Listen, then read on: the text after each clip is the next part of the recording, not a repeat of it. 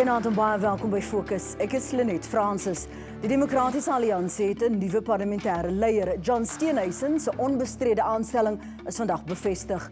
Dit volg op 'n onstuimige week vir die party.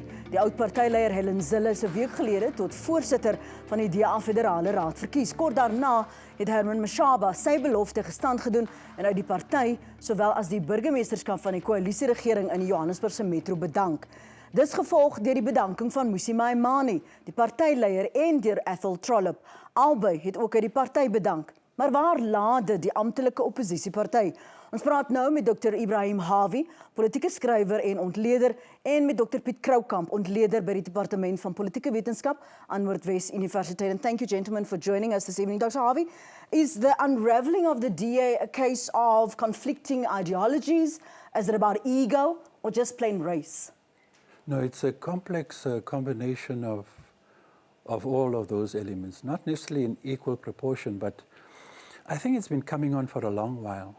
When I interviewed Maimane in November last year, a lot of things, you know, I was off the record in a sense, but there was a lot of indication from him that there were growing problems. You see, I think when he took over in 2015, it's not that Zille did not emphasize the question of race, diversity, and so on. But there was a much more pronounced emphasis on this when Maimane came to. He's a black leader, and the race issues are still very prominent. So I think he emphasized it much more when he took office, to the extent that I think he made some people uncomfortable, as I indicated in the Business Day article. But there's a number of issues and aspects to this crisis. It's got a lot of history, and that's why in the Business Day article I referred to Lindiwe Mazibuko, what happened with her, Patricia de Lille, etc. Those are very important developments that led steadily to what happened this past week. So deep down, the race and diversity issues has been of paramount importance. In fact, it's quite clear, even if you look at Zille's response to this article that the analyst of the Institute of Race Relations wrote, she agreed with him.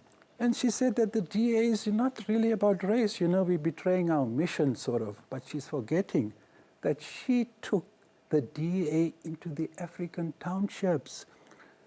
So even how you appraise Zille, you must be careful. She was the one, after Tony Leon, the experience with him, it was Zille that blackened somewhat the public face of the DA. So it's ironical that here she comes with her back against the wall and complaining that Maimane is stressing too much the question of race and diversity within the party. Now, with the appointment of John Steenhuisen, she's quoted, Helen Zille is quoted, that the DA have now steadied the ship. Is that onderspeel sy die spanning en die krisis binne die party? Wel, as jy almal wat jou op en neer uitgewerk het, dan is die skip seker redelik... Is dit waarop het neerkom? Wel, ja, dis waarop het neerkom. Dan is die skip redelik bestendig en die mense wat agterbly is of afhanklik van jou of jy het beheer oor hulle, so dan is die skip redelik bestendig. Ek dink een van die goed wat gebeur het is die DA het op 'n stadium besef dat hy moet swart mense kry om hom te stem. Al die wit mense wat hom kan stem het nou van gestem en al die bruines wat vir hulle wil stem het nou vir hulle gestem. Hoe groei die party? Hoe word hy 'n 30 en 'n 40 en 'n 50% party? Wel, jy moet nou swart steun kry en ek dink jy is heeltemal reg. Helen Zille het die DA toe in die townships ingevat. Maar as jy dit doen, moet jy onthou moet jy beleid skryf vir die party wat dit moontlik maak om so iets te doen. Jy moet nie net reageer op die ANC se beleid oor swart bemagtiging en regstellende aksie nie. Jy moet jou eie beleid hê wat op 'n manier hierdie verskillende constituencies of steenblokke van jou gaan balanseer en 'n verhouding met mekaar gaan bring. En dit het die DA nooit gedoen. En jy kan dit sien, wat hulle nou doen is, hulle sê, ons verwerp die ANC se swart bemagtigingsbeleid en regstellende beleid, en ons gaan terug, ras maak nou glad nie saak nie. Wat dit in leuke taal beteken is, ons het nie 'n beleid daarvoor gehad in die verlede nie, ons het nou ook nie 'n beleid nie, en ons val terug op die default posisie, die maklike een om te sê, dit maak nou nie meer saak of jy wit of swart is nie. Ek kan vir jou beloof, as jy wil swart steenwerf, dan sal dit saak maak dat jy 'n bepaalde beleid het, en dat jy die verskillende, noem dit maar steenbasis in die party op 'n manier moet balanseer.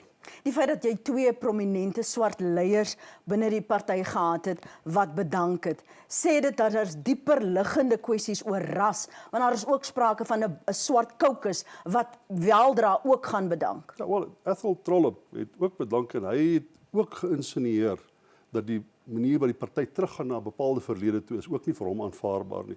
Dit is so dat hy nou die verkiesing verloor het en dit kan moontlik ook sy rede wees op bedanking, maar die feit bestaan is hy's 'n intelligente, interessante ou en ek dink tog hy was die een wat die party gesien het, maar ons moet ideologies ook 'n bietjie skuif.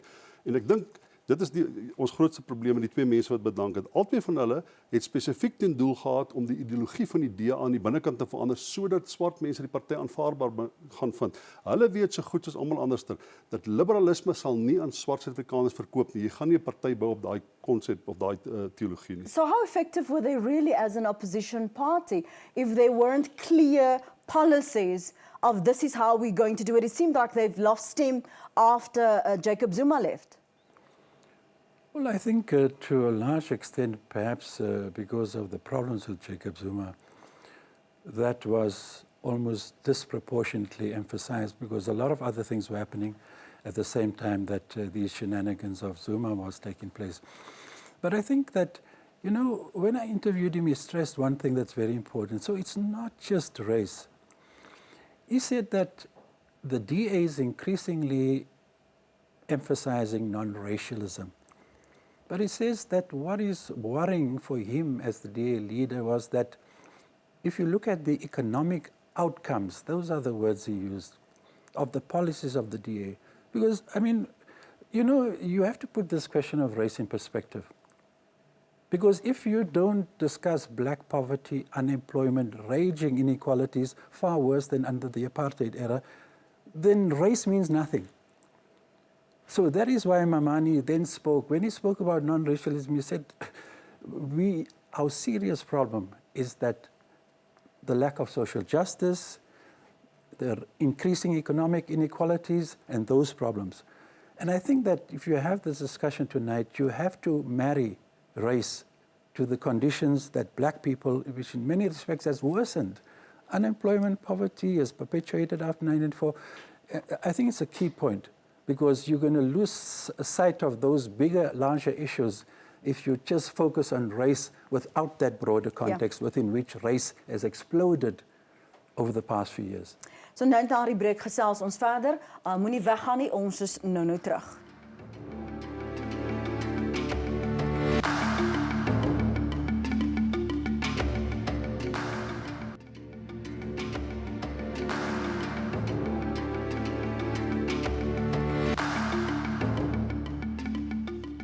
Wat hou die toekoms in vir die Demokratiese Alliansie, die land se amptelike oppositieparty, nadat 3 senior leiers in die DA bedank het? Ons praat met Dr. Ibrahim Hawi, politieke skrywer en ontleder, en met Dr. Piet Kroukamp, Departement Politieke Wetenskap aan Noordwes Universiteit. You mentioned before the break that you had an interview with Mmusi Maimane last year. How did he appear to you, besides the concerns that he raised? Was he optimistic about the way forward? Was he still under pressure about in the direction that the party was going, the influence of Helen Zille? Well, you know what? The reason why I interviewed him, the Sunday Times front page carried this thing about there was a group of white, a block of power, people of power within the DA leadership who was undermining the leadership of Maimane. That is the reason why I decided to interview him. So a lot of that interview dealt with these challenges. He played it down, I must tell you. He played it down, as Patricia de Lille did when I interviewed her 2-3 months after Maimane. They both played down the race issue. And interestingly, look how it's come to explode this past week, you know. And I had a feeling that with both, they were not really being, I think for whatever reasons, they wanted to tactfully play down.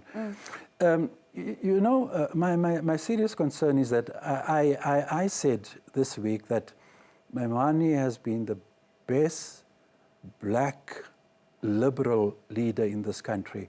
I meant in contemporary South Africa, because there was another scholar who took issue with me in another publication after the Business Day article.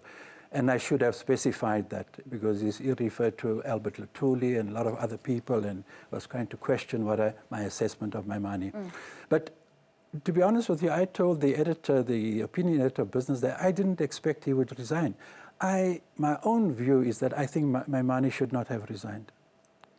Whatever other people think, it's up to them. But if you have a cause, a steady, good cause that you're fighting for, you adversely affect the balance and relationship of forces within that organization when you depart.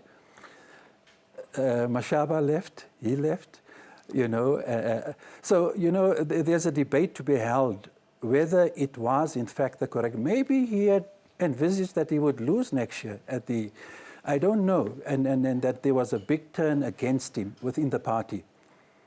And the accumulation of all these things about the car and the house in Cape Town and so on. But if you ask me for my opinion, I do not think Mmusi Maimane should have resigned. Staan hy uit as jy kyk na veral binne die DA, die leierskap? Ibrahim verwys nou na ras en hoe dit onderspeel is deur Patricia de Lille en Mmusi. Lindiwe Mazibuko destyds toe sy geloop het sy ook na ras verwys. Maar waar plaas jy hom binne 'n leierskap konteks binne die DA?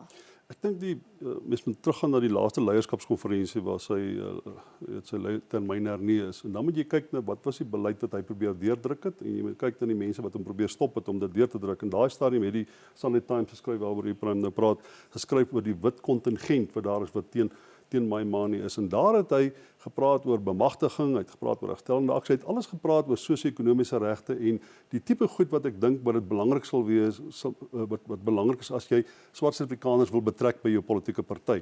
Nou jy sal self, ek dink die meeste mense sal besef dat die DA, nie die ANC of die DA het daarin geslaag om werklik arm gemeenskappe in Suid-Afrika behoorlik te bestuur. Die DA vir al hulle reputasie van wat hulle goed gedoen het, kon eenvoudig nie arm gemeenskappe in die Weskaap of in Kaapstad beter bestuur as wat die ANC het gedoen het. Dit het net so vrot gelyk.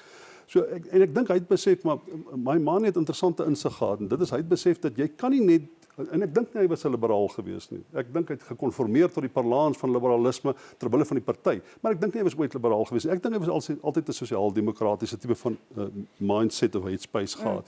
En hy het probeer om die party ideologies in te skuif en hy wou gehad dat die party moet beleid skryf wat op 'n manier sal spreek tot arm Suid-Afrikaners, swart Suid-Afrikaners, die mense wat ons graag wil hê vir ons moet stem. En daai wit, noem dit nou maar Engelse kontingent, liberale kontingent, daai klassieke hardcore liberales het dit daai tyd al gestop.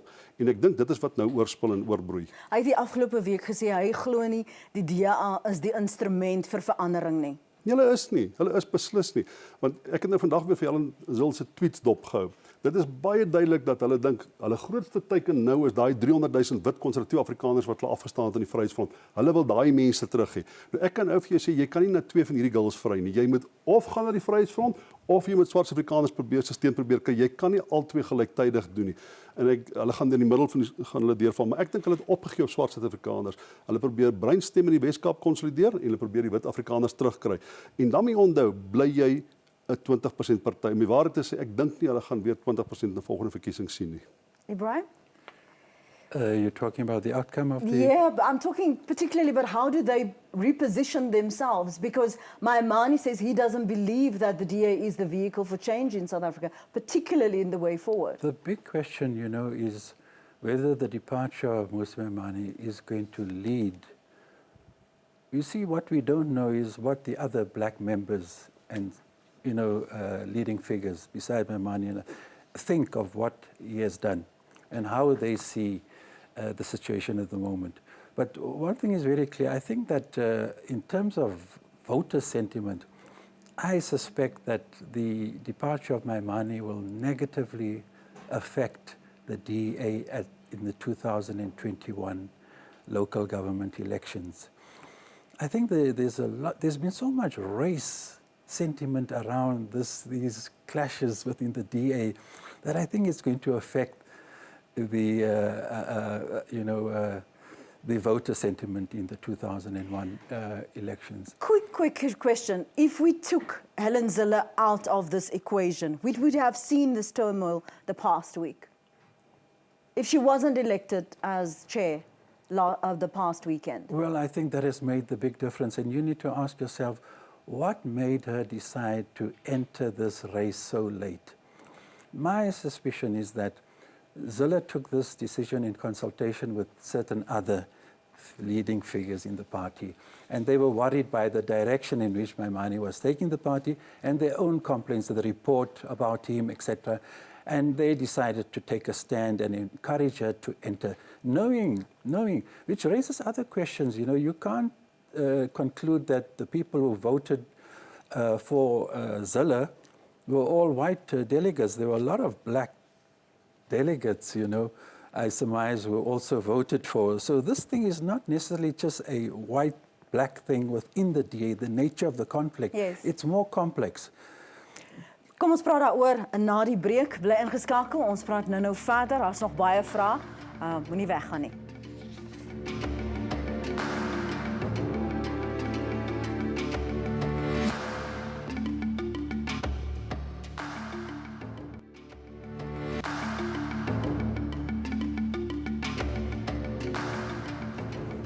Welkom terug by Fokus. Die groot omwentelinge die DA is vanaand ons onderwerp van bespreking en ons praat met twee politieke ontleeders, Dr. Ibrahim Hawe en met Dr. Piet Kroukamp.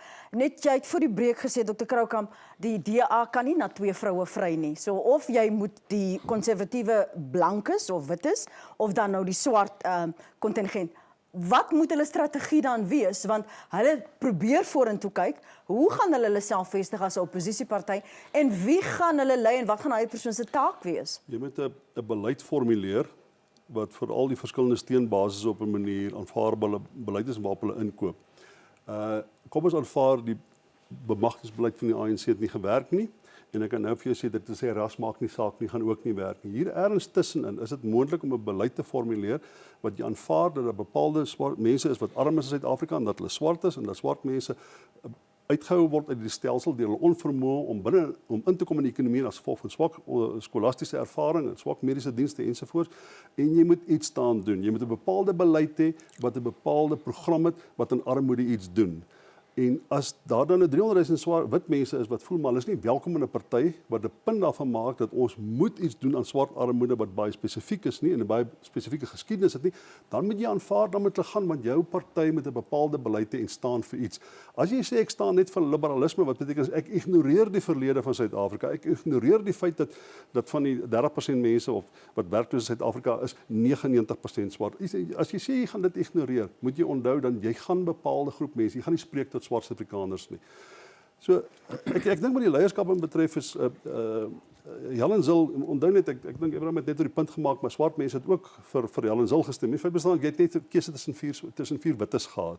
En op die laaste oomblik is Helen Zille ingetrek en daar kan ons nou geen twyfel wees dat daar 'n bepaalde gesprekke plaasgevind het oor die herorganisasie van die party, die komitee wat vir Maimane moes ondersoek het was betrokke, Ryan Coetzee was betrokke geweest en Tony Leon, wat jy weet mos presies wat die politieke identiteit is wat jy erf as jy hom terugbring om 'n opinie te hê oor die DA. So daai komitee het al klaar besluit. Jy kan nou sê Maimane het hom aangestel, maar hy het nie 'n goeie aanstelling daar gemaak nie, maar daai komitee moes 'n meer diverse refleksie gehad het minstens van opinie, nie eers van kleur, van opinie. Maimane het homself ondermyn daar, dink ek, deur toe te laat dat hulle op 'n manier hom ondermyn. Wat ek dink die party grootskap, hy sal oor 10 jaar kan sê die DA was nooit weer dieselfde na elke dag bedank het nie. So hoe gaan hy vorentoe lyk? How is the DA going to look going forward and what kind of leader do they require? Well, you see, that's the problem.